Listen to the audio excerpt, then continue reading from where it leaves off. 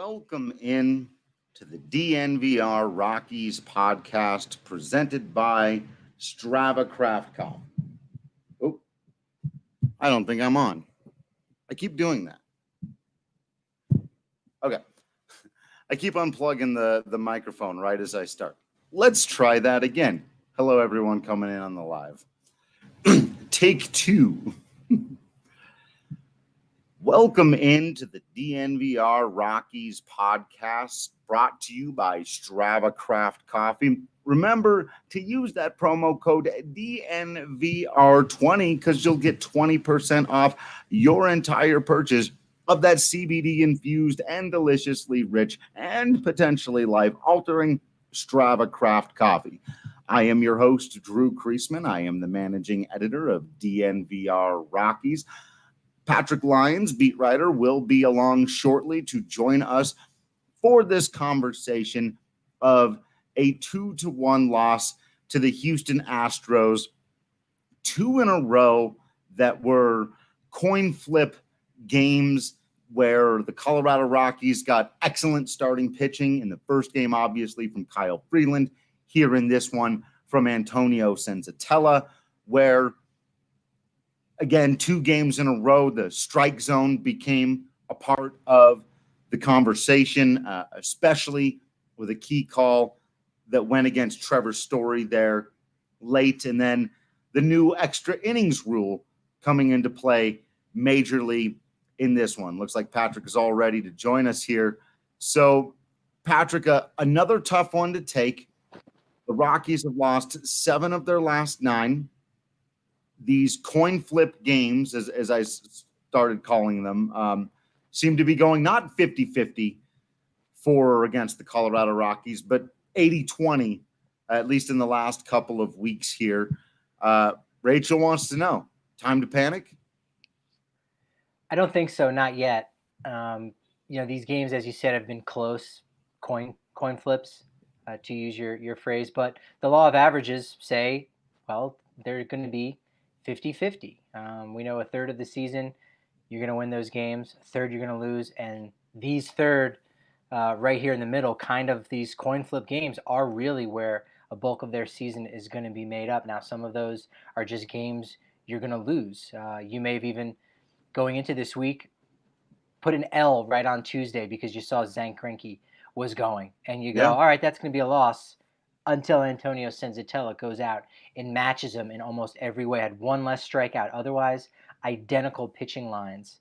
Same thing for a guy like Lance Lynn, who doesn't get quite enough love. So, the Rockies have been up against it once in a while, and you can't expect them to go out and defeat some of those teams. But they've been competitive along the way. It's really those days in between. It's Monday's ball game with Kyle Freeland on the hill and a guy like, Brandon Bielak, who doesn't have quite the same pedigree, or losing that final game in Seattle, and so those are the games maybe that are more important. This one, you learn a little something about strategy when it comes to these extra inning games, and you chalk it up to the team with a little bit more experience as far as getting the job done. It's funny you mentioned those, Patrick. When Tapia drove in the first run of the game, I was ready to come on here and talk about this being the opposite of those, this being an inverse of exactly the games you just listed, where they stole one because you don't expect them. And I did say on yesterday's podcast that, believe it or not, this is going to be a pitcher's duel and a total toss-up between Antonio Senzatela and Zack Greinke, which if you'd have said that a year ago, people would have called you nutso for suggesting that Senzatela versus Greinke is a toss-up, and that's exactly what it was. They pitched each other to a stalemate. You really cannot argue, I think, that either guy pitched the better or worse game. It was, for fans of 2 completely different styles of pitching, you could teach this in schools. You could take this game, and if you top out at 88 in high school, but you've got a lot of wicked movement, and you think you can work the edges, and you think you're smart, and you think you know what the other guy is expecting, and you can work to his weaknesses or to your strengths. Watch Zack Greinke and take some notes, because the guy is making a borderline Hall of Fame career out of doing that, and he did it extraordinarily well today.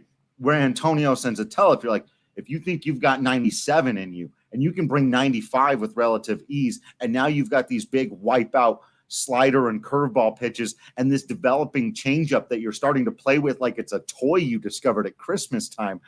All of a sudden, Antonio Senzatela allows 3 weak-ass singles in 8 innings of otherwise dominant baseball to be your king of the game. Remember to use that promo code DNVR at DraftKings Sportsbook. But boy, oh boy, Patrick, what a performance from Antonio Senzatela. They keep getting outings like that out of him. This team's going to be just fine. Yeah, he, again, we're talking about going toe-to-toe with Greinke, who I think now at this point, he is a Hall of Famer. He still has maybe a little more tidying up to do, throw a couple more, wins, strikeouts, those counting stats, things of that nature. I got to go look, yeah. But I think he's there, especially just from this generation. Matched him in every way. After that double play that Arenado hit into, again, Greinke fielding his position. There's a reason why he's won 6 Gold Gloves at the pitcher spot, very akin to what a guy like Greg Maddux did for many years, although he won about 3 times as many during his career. But again, going toe-to-toe like that, from that point on, Greinke retired every batter. So 14 straight to end his 8 innings. Well, Antonio Senzatela retired 13 out of 14. So again, any way you cut it, you've got an ace and what I believe is a Hall of Famer going out and shoving 8 innings, and you say, well, all right, certainly there's no way Senzatela can match him, and he absolutely did. And when he got that final out, that strikeout on pitch 107, he just slapped that mitt, and you had to feel really good for a guy who's making the case that, hey, you know what, maybe he does have the upside of a number 2 starter. Yeah. Just real quickly, I know it's the Rockies podcast or whatever, but I just realized that I may actually be gaining my ability to vote for the Hall of Fame right around the time that Zack Greinke becomes eligible. He's got 206 wins and 123 losses. He's pitched 2,893.1 innings with a career ERA of 3.35. The FIP right there, remarkably consistent at 3.37. They might as well be identical. And the xFIP, again, might as well be identical. 3.51. Patrick, he's got a FWAR from Fangraphs of 61.3 in his career. So like you said, that's a Hall of Famer. And maybe he's got to pitch a couple more years to get some of those counting stats that guys like. Where were the strikeouts? Really quick, because he's like 26-40, something like that. Yeah. So he's going to approach 3,000. He might get that. I think nailed it. 26-40. I think only Justin Verlander is the only other guy that has 200 wins that's active right now. And if you open up a newspaper, Justin Verlander isn't actually active. So Zack Greinke is currently the leader coming out of the clubhouse in that category of wins. So again, Baseball Reference does a good job of kind of comparing. They use a system called JAWS, created by Jay Jaffe of Fangraphs. And according to that system, which does a fantastic job and is kind of one of those main elements for how Larry Walker got into the Hall of Fame, people realizing, well, now hold up.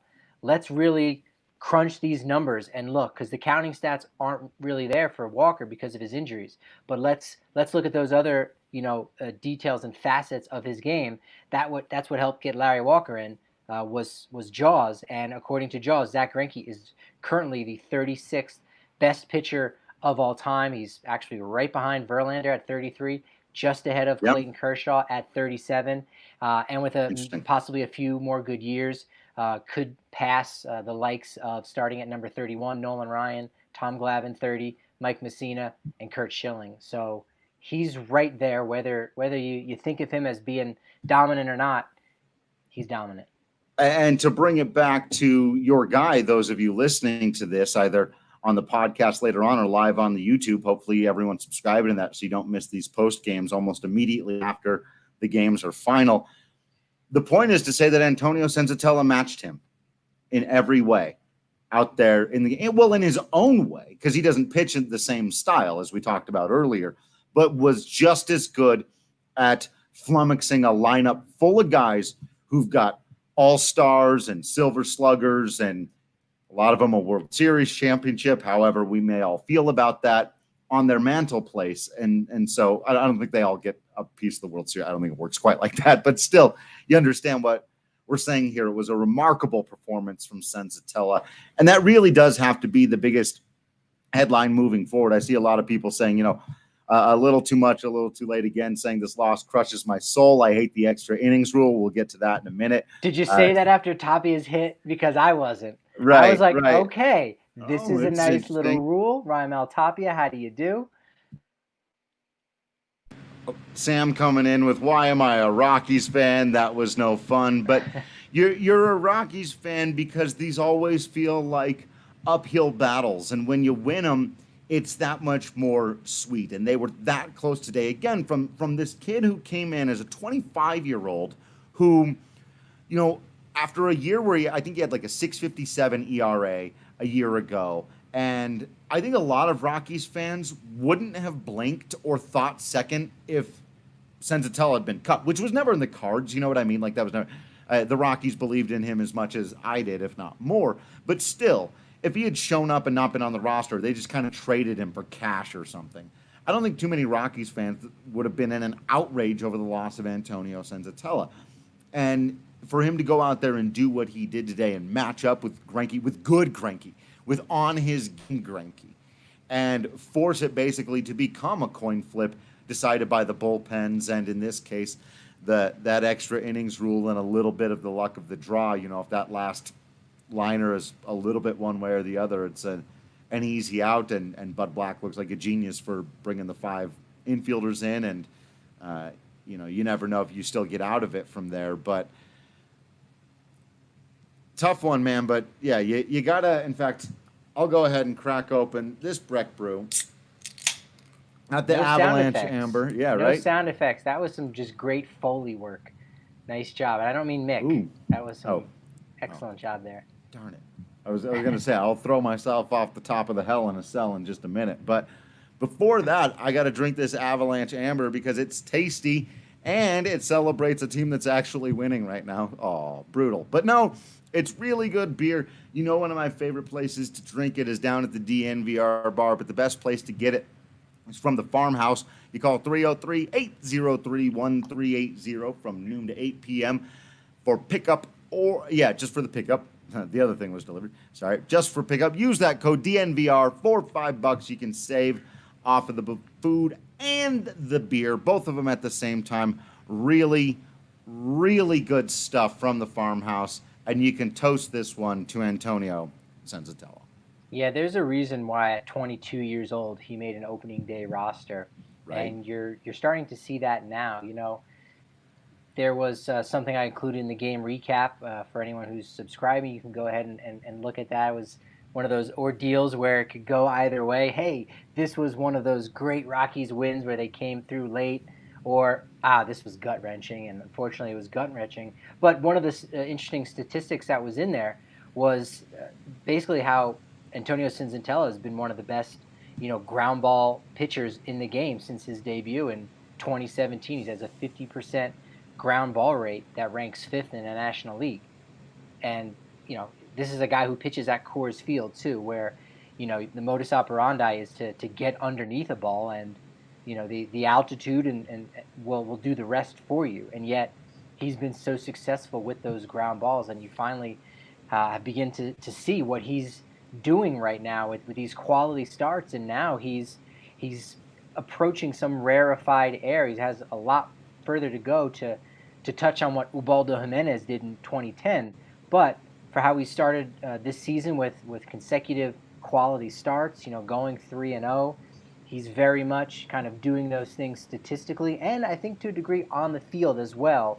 Maybe not striking out guys at the same rate as Ubaldo, but he's certainly making that case to say, I might be the number 4 starter, but go ahead and check your history books because I'm trying to do some real big things this year. Well, and he's gone from a 4 strikeout a game guy to a 6 or 7 strikeout a game guy, and that's huge. He's not Ubaldo with the 9, Right. Stuff like that. But yeah, like he's really he has made himself into a remarkable major league pitcher, and it's showing off so far this season. Melissa coming in saying, Should the runners on second base count toward the pitcher's ERA when they score in extras? As I learned today, I wasn't sure about this, but they do not, which I think is fair. But it does create a very odd statistical reality. Patrick, do you know, because Story scored, right, a run there, does that count toward our bet? He gets a run scored, I would imagine, still. It's still a run, yes. Yes, everything that happens in extra innings counts. The only workaround that they've done is for pitcher stats, because you're right, that wouldn't be fair. Right. So it's almost which viewed is as kind an of the inherited point runner. of why the system. Yeah, they're treating it almost as if it was an error or an inherited runner. So yeah, that wouldn't go against. Now that being said, when you come up with a guy on second base, you're doing things a little bit differently, and then you give up that second run. Again, that goes against you. But if that first guy on second base, I don't know if we're calling it the ghost runner or the designated runner, but if that guy was never there, you might have had a much easier inning and not given up an earned run. As it were, the guys on second base, you might give up 2 runs, so that's going to be 1 earned run on your record. But Almonte did a good job keeping that down. Diaz was kind of in a no-win situation, a good job on the sacrifice bunt, the intentional walk, and he was just kind of stuck there a little bit. I don't put too much of it on him.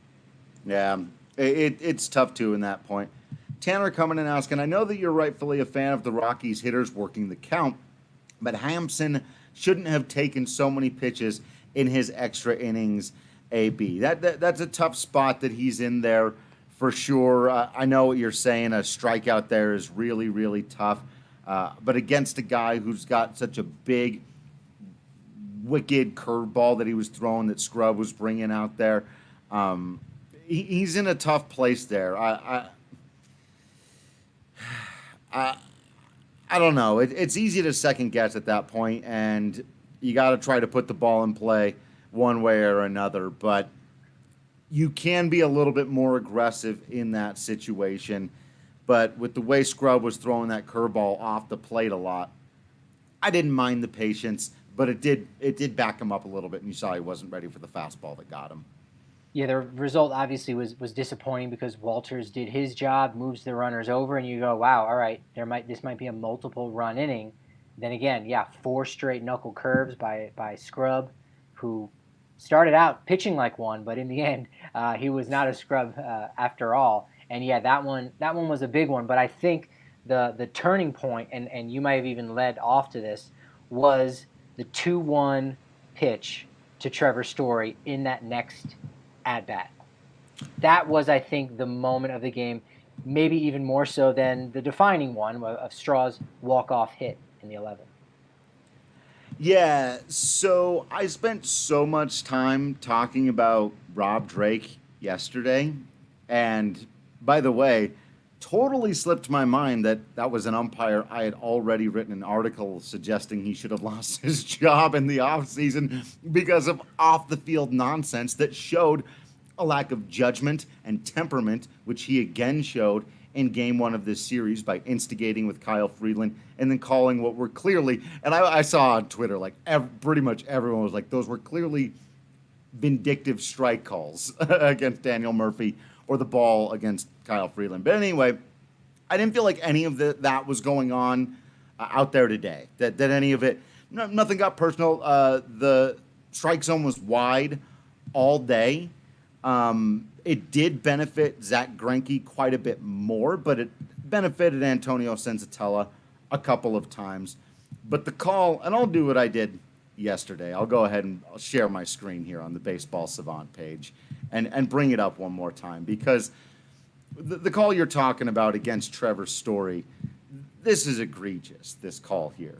This is, if you're looking at that, that's 2, maybe 3 baseball lengths off of the plate. Not even close. It dramatically altered the nature of that at-bat with 2 runners on for the Rockies' best hitter that should have gone into a 3-1 count. The next pitch was a curveball just on the outside edge that if you're in a 3-1 count, you just let that thing go and you let the umpire call it a strike or not.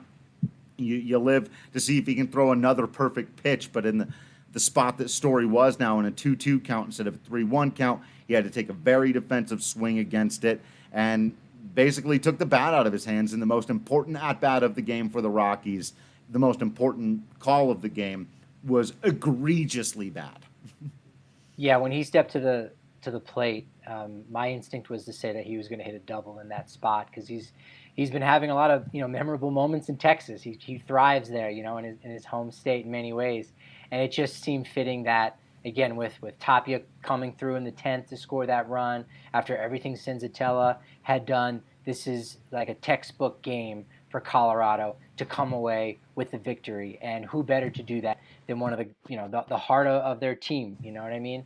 So right, do for that double, and then the 2-1 pitch goes the way it does, and instead of 3-1 it's 2-2, and totally changed the complexity of the game. Story took it in stride with grace, stepped out right before the next pitch came in, but that was kind of the damning one. If you go and look, I don't know the batting averages off the top of my head, but it's markedly different between a 3-1 count and a 2-2 count.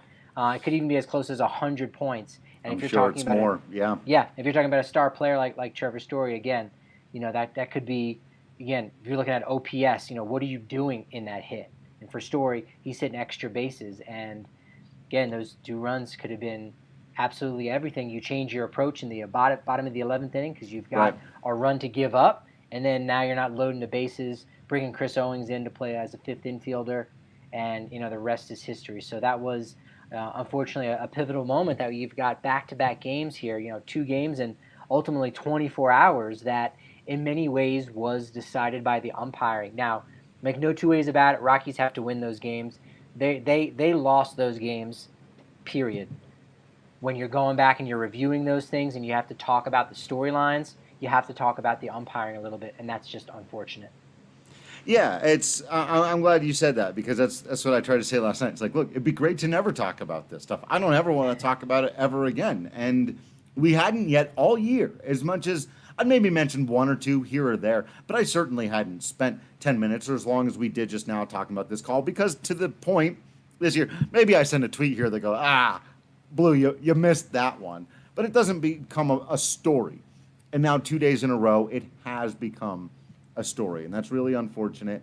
And it's also unfortunate that we'll probably not hear anything. Here, Mark just writing in on Twitter, why is the umpiring this season so bad? I feel like almost every game I have followed has really bad calls, and even announcers are commenting on it during broadcasts. And we've talked about how there are more ball players out there making errors, and strikeouts are up, and I think a lot of this has to do with just the weirdness of the season and the no fans and the long layoff and the not a normal spring training and all of those things that we've talked about. And I think that's impacting the umpires as well, which is just another great argument in favor of electronic strike zones because they don't need a spring training to get ready to go. But the summer camp obviously was challenging for everyone involved, and although we're sitting here in mid to late August, players aren't playing quite like it. It's still early in the season for them. But for the umpires, where did they go? The players had inter-squad games, right? You had 50 to 60 guys in camps that you can play games against. Where are umpires going? Now, granted, once those inter-squad games started up at Coors Field, you did see some umpires come down and do those games, but they've gotten much less reps, I think, than what they're typically used to than the players. So, that's certainly a large factor, and there's nothing you can do about it. Hopefully, those guys get in mid-season form by the playoffs, and if Angel Hernandez is doing the playoffs, that mid-season form is going to be something fun to watch. Boy, oh boy.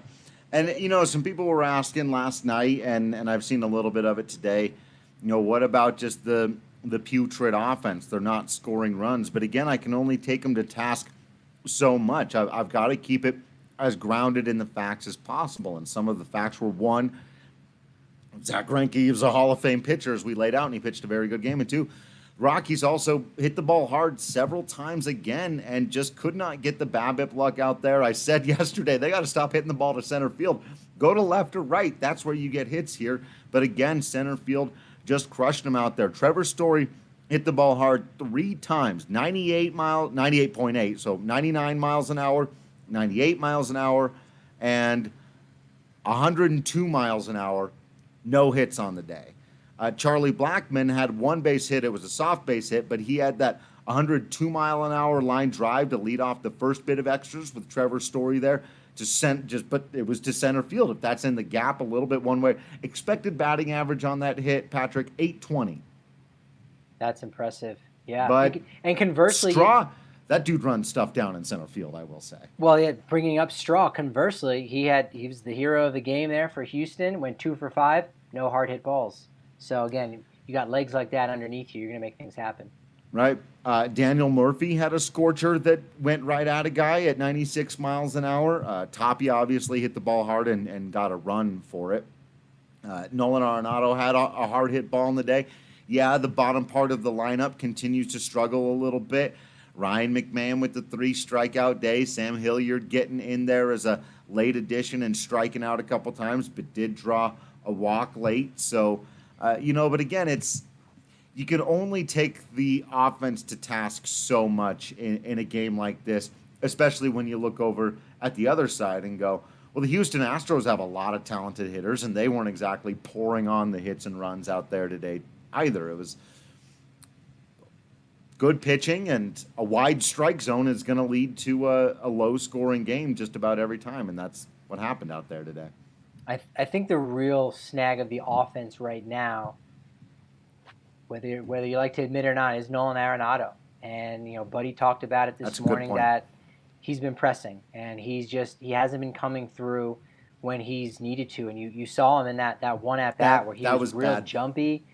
Just didn't look. He looked comfortable on his face, but his body language told a completely different story. Yep. And again, when Trevor is going out and homering as frequently as he's been, and he's got 7 on the year, and Charlie Blackmon's hitting 500, you can go without your number 4 hitter being as productive as he typically is. But now you're seeing the effects of that, where Nolan has had numerous opportunities, and he's just hasn't been coming through. And I don't know what that block is for him, mentally or emotionally, whatever it is.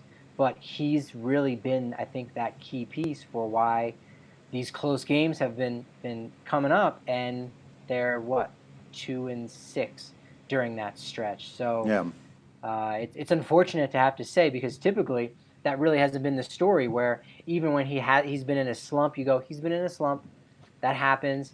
Trevor picks him up for longer periods at a time. But with this shortened season, it makes a really bad stretch like this of a week, magnifies it all even more. And maybe that's where all that pressing is coming from, knowing, mathematically each game is worth 3 times as much. So if I'm struggling for 3 games straight, that's a week and a half.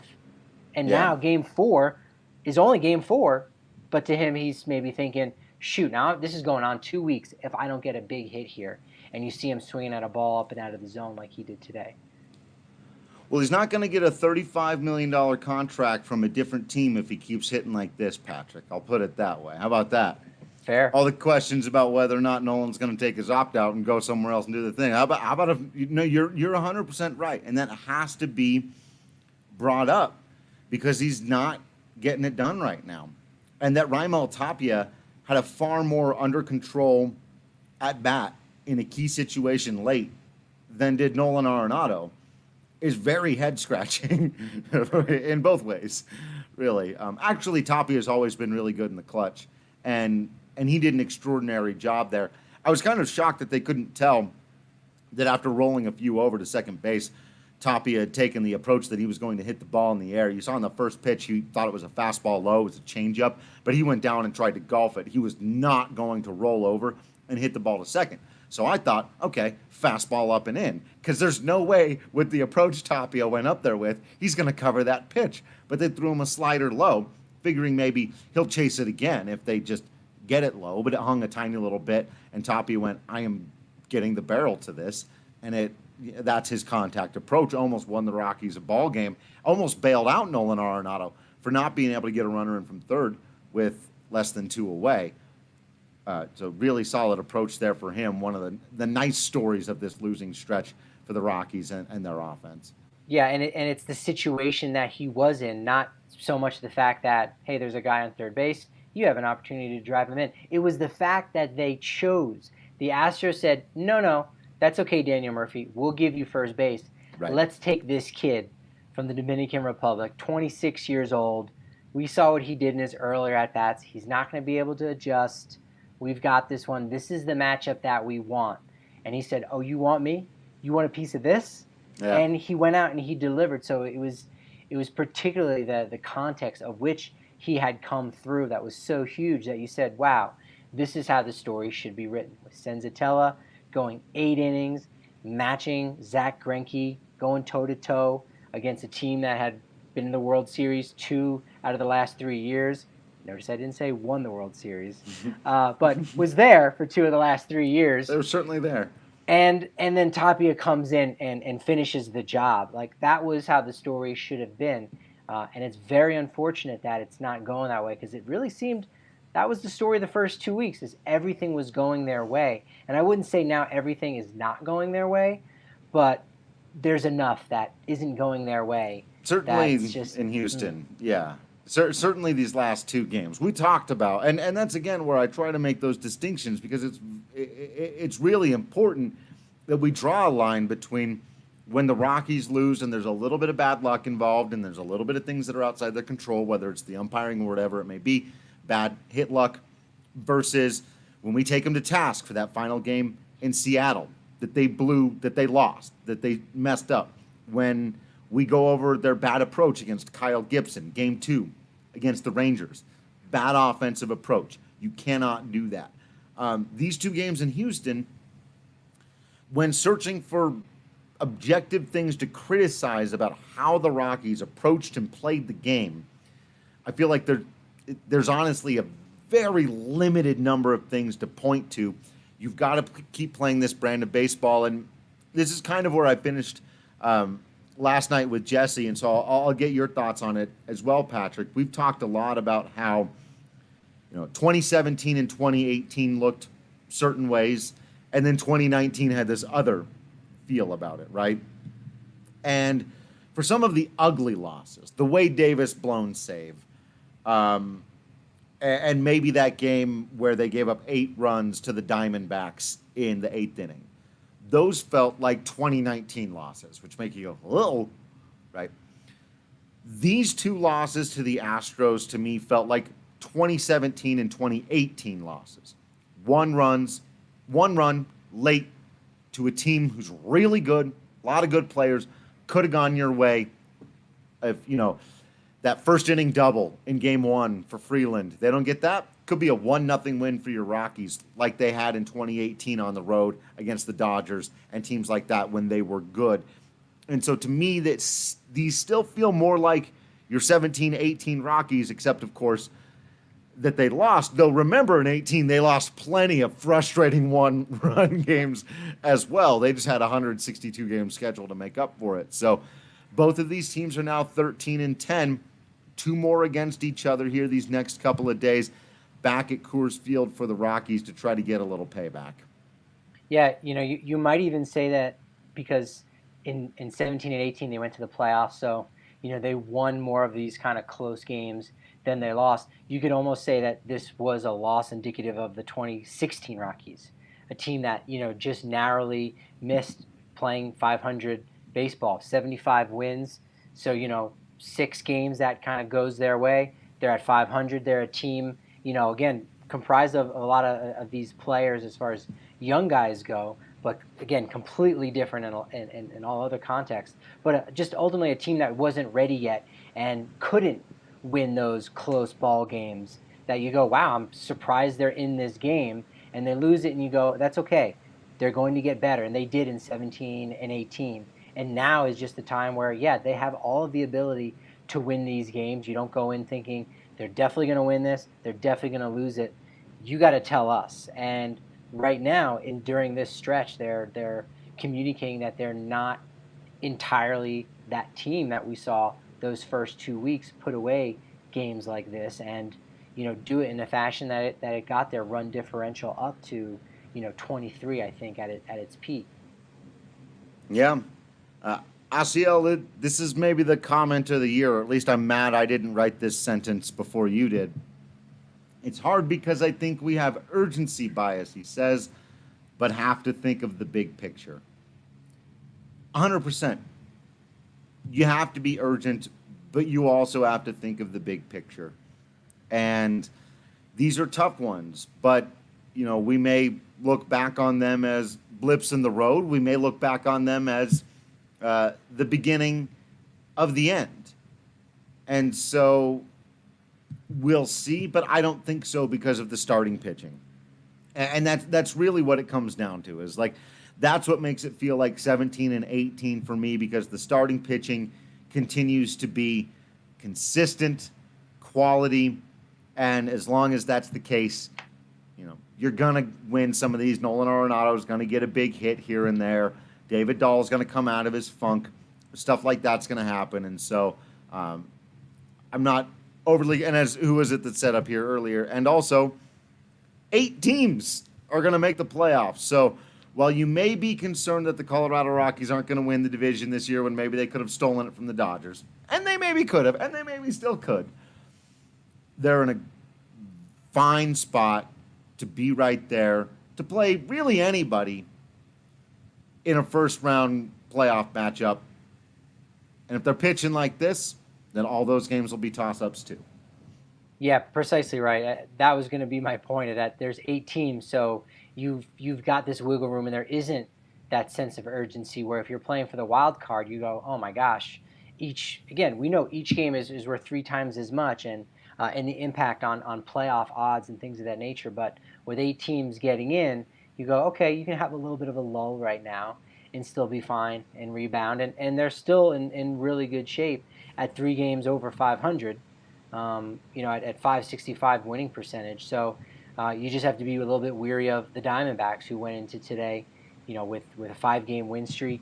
They're one of those teams. The Padres obviously aren't going away. And so it might seem crazy to think 4 teams from the West could make the playoffs, and maybe that'll be the case. But once they start playing a lot more of these interdivisional games here, the stretch coming up on Friday against the Dodgers in LA, Diamondbacks, still a slew of games against the NOS. That's entirely what the month of September is. In fact, I'm not sure they play anybody else that's not in the NL West in the final month of the season. So yeah, it's you don't have that same urgency. But once they sort it out a little bit, you're right, Drew. This idea that pitching wins ball games and pitching wins in the postseason, and right now they've got that pitching. They're not losing because of that. Right. They're losing in spite of it in many ways. So that does get you excited and say, hey, when you get into the postseason, all bets are off. And that's why this game really isn't a game you look back on that much if you make the playoffs, because you go, well, if we would have won, then all right, we would have faced the second best team in the NL, whatever those matchups. It doesn't matter at that point. Right. It doesn't matter. The only thing that matters is you're not the 8th seed and you're playing the Dodgers. It might even be a weird, we might be in this situation, which we've never been in before, but like in the NBA, and now that I'm learning a little bit in the NHL, where when it gets down to the end of the season, there might be a team that's a little bit lower of a seed or whatever, a different matchup where losing games is actually a good idea for you because you don't want to play whoever because you can't hit their starting pitcher. Now, of course, we have no idea, and you can't be playing that game now. But it's just funny to think that because of the shortness of the season, we're extra stressing over every single game. But because of the expanded playoffs and because of seeding and the way pitching matchups work, it may all end up not really being over much. You may end up as one of the lower seeds getting a much more friendly matchup to your team for whatever reason. I'm trying to think of who the Rockies would match up really well again, but we'll save that conversation for another time. But you just don't know, and obviously you got to go out there and try to win every game that you can, and if you can keep pace with the Dodgers, do it. But stay in the playoff race, and you'll be just fine. So how about this for the math? All right, each game is worth 3 times as much. Okay. But because there's almost twice as many playoff teams. That means each game is only worth half as much. 3 divided by 2, 1.5. There we go. So each game itself is 50% more valuable than last year, or it's worth a game and a half. I think that's right. 6 to the... Yeah. Do you have your Scott Steiner calculator? Yeah, I think if you punched it in, it'll be right. Yeah, I think I followed all that.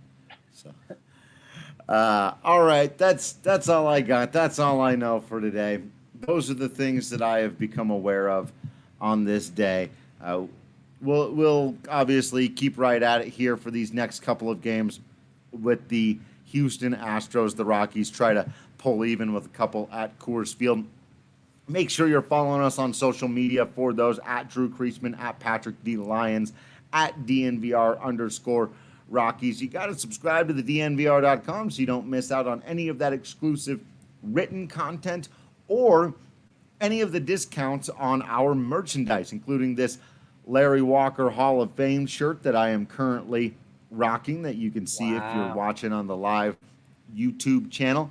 All kinds of other cool stuff, including hats and masks and just cool DNVR Rocky stuff, or plenty of other sports teams if you're into the Nuggets, Broncos, Avs, all that stuff. They're having good seasons. It's been fun. So other than that, we know it was a rough one, but guess what? Baseball again tomorrow. So we'll see you then. Just continue to be absolutely awesome out there. We will continue to be absolutely Drew Creasman and Patrick Lyons in here. And until next time, we'll see you at the ballpark.